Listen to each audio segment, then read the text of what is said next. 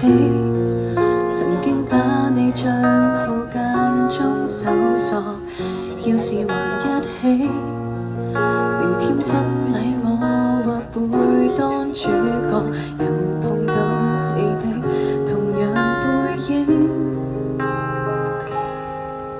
呆望1秒以後便知要清醒。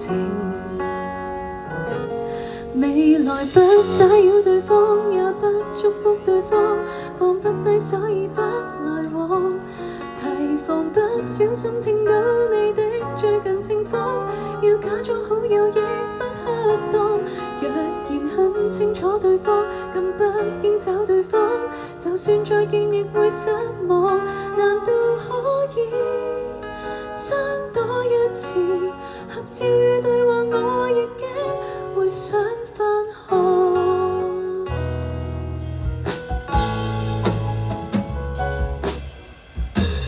太突然搬走，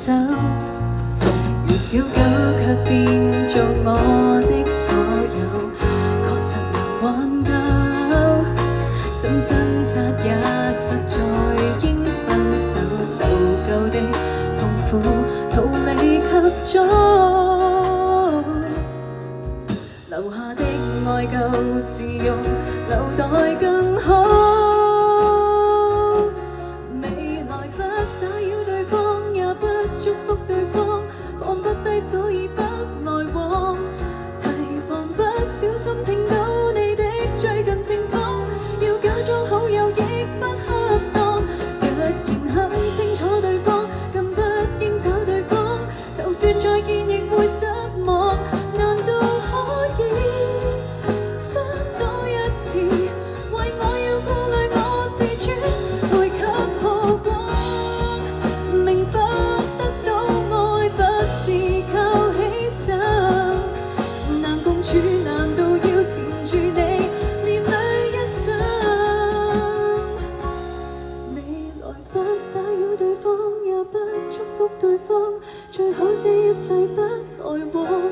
提防不小心聽到你的最近情況，這種狠心也始終釋放，若然很清楚對方，更不應找對方，就算再見亦會失望，難道可以相多一次？合照對話我已經會想返看。Thank you。